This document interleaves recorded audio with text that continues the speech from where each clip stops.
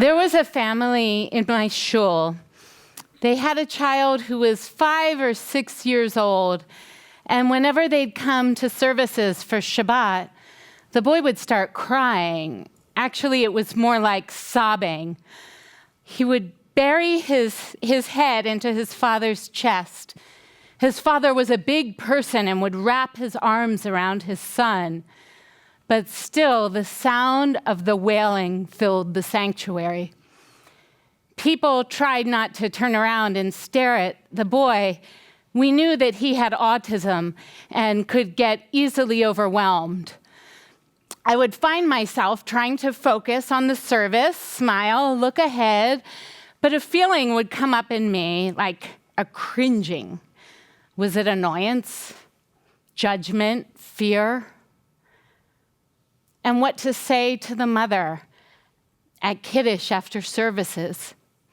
I would make small talk, polite conversation, but I avoided the topic of her child. There was no making it right. What was there to say? I never asked how he was doing or how she was doing. I avoided her son, his deficits, their struggles. I kept this mother and her family at arm's length. And then I became that mom. It didn't happen overnight. It wasn't like a sudden illness or an accident. My son was 2.5 years old, and he just had a few words. He would spend hours lining up cars in a row at his daycare instead of playing with the other kids. So we started a process of evaluations, first with a play therapist, then an audiologist, 2 developmental pediatricians. It took time to sort out his symptoms, but eventually he was diagnosed with autism. When my husband and I welcomed our son, George Chaim, into the world, our bond was immediate and intense. I felt a kind of pure, unconditional love, like so many parents feel, pouring out of every bit of my heart and soul. And now, we were thrust into the overwhelming world of early intervention. And my love had to share a space with this feeling of being buried in the fight to get Georgie the services that he needed. We were searching everywhere to find a therapeutic preschool that could help him build skills and would also be a nurturing and caring environment. When your child is diagnosed with autism or cerebral palsy or Down syndrome, you work as hard as you can, as fast as you can, to get that child the services they need to develop, because early intervention is critical. But my husband and I, we were drowning. By this time, we had welcomed another baby, our daughter June, into our family, and we struggled to just maintain our jobs, take out the trash, eat real food, and not fall into an emotional sinkhole while we tried to grasp what this autism diagnosis meant for our son's future. And all the people who said, "Let me know if I can help." How on earth do I ask for help? I don't know where to start. I can't tell you how overwhelmed and demoralized, how disgusting I felt most days not even to manage to get a shower. This wasn't like the new baby haze. This was pity and despair and fear when we did open up to people. This was awkward silence when I'd go over to join the other moms at the playground who were standing around drinking coffee. Just a few years before, their kids had run around the playground with George, and now they were off playing imaginary games while I stood by myself, pushing Georgie on the swing alone for hours. It would soothe him. It was like we existed on different planets. I don't think people tried to build a wall between us. I don't think they meant to look away. I didn't mean to look away from that family in shul. But it's hard to know what the right thing to do or to say is in this situation.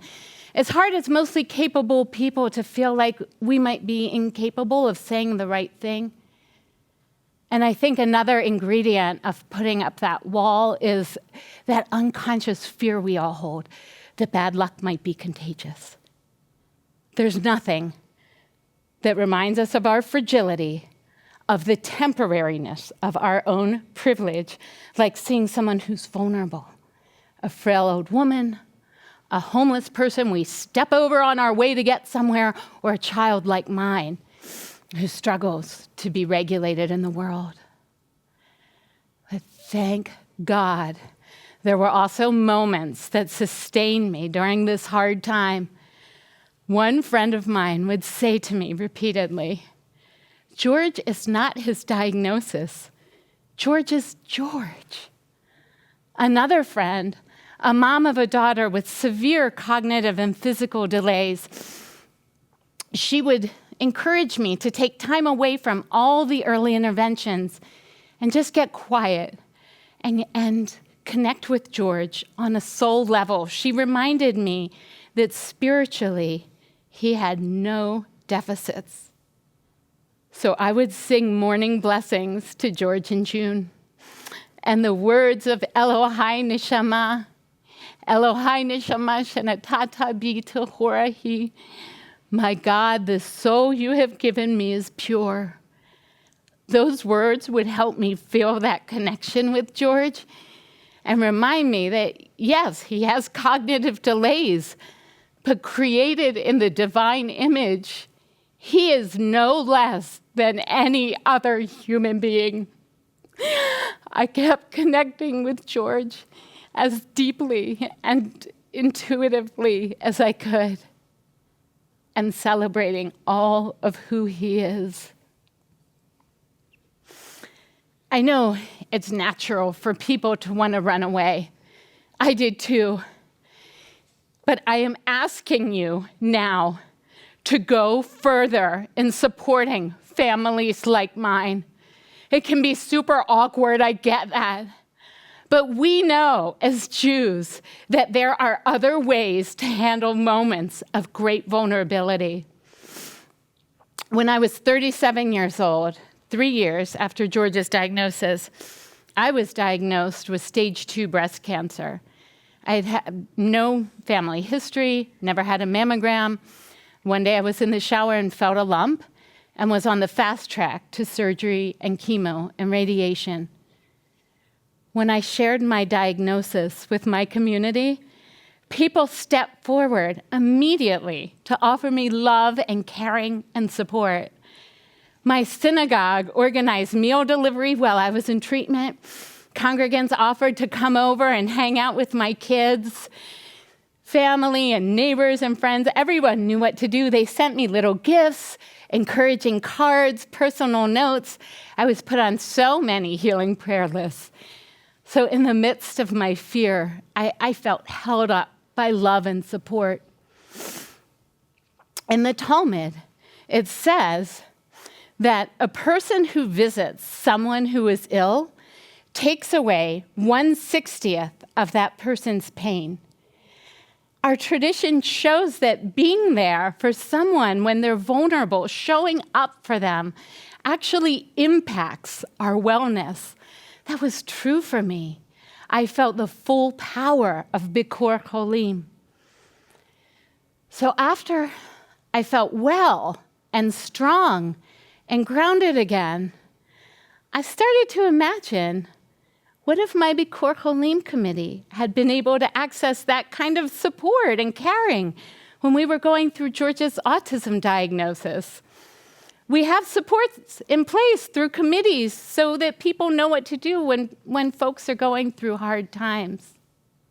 Maybe all the walks and all the pink stuff has taken away some of the shame that used to be associated with a breast cancer diagnosis. Maybe the world has taught us how to just sit with that a little bit better. But it's clear that we don't know how to do that with something like an autism diagnosis yet. How might it have lifted my family up in those months we were fighting with early intervention just to get a card from someone that said, "I'm thinking of you"? No, you might think that Bikur Cholim refers only to our physical beings, but it's clear that Jewish tradition is concerned with our emotional well-being too. In the Shulchan Aruch, it says when we're exempt from visiting someone if it would cause that person shame.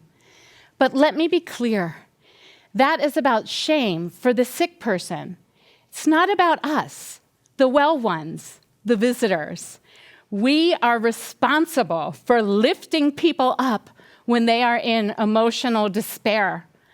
I know it's not easy to negotiate something that feels really out of your comfort zone. But aren't we all, in the end, people who, when we're going through a hard time, appreciate a knowing smile, a warm meal we didn't have to cook for ourselves, and someone saying, "I know this is really hard, and I'm here with you"? On January 18th, 2016, my son George's 13th birthday, he became bar mitzvah in our synagogue, surrounded by family and friends and community. I think it was the first time since his diagnosis that my husband and I felt like we knew how to express our needs. We wrote something to all of our guests. We wrote, know that life with autism is unpredictable. It could be that George's bar mitzvah is an off day for him, and if it is, we're going to adapt and support him to the best of our ability. Just letting you know that this is our family's reality is helpful and healing for us. On George's bar mitzvah day, which was marvelous, he was amazing, people knew exactly how to support us.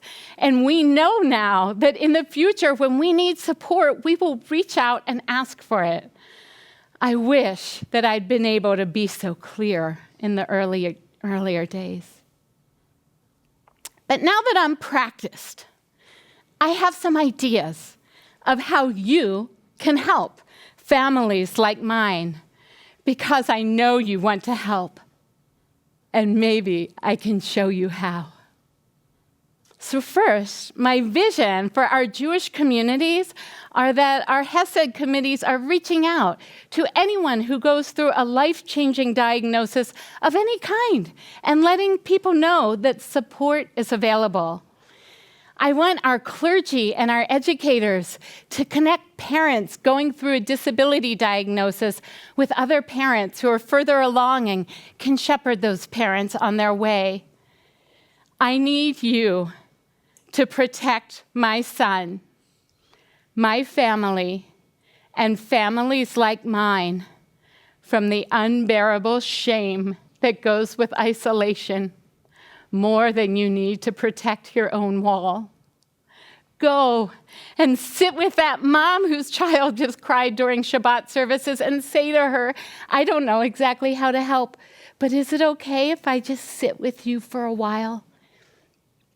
I need us to get over our initial discomfort with disability so we can move past it and move into loving kindness. If we can do that, if we can rise up to that kind of companionship, our community, we will all have the opportunity for the kind of growth and holiness that comes from valuing each part of the human experience. Blessed are you, Adonai, who creates each and every one of us as a holy and unique human being.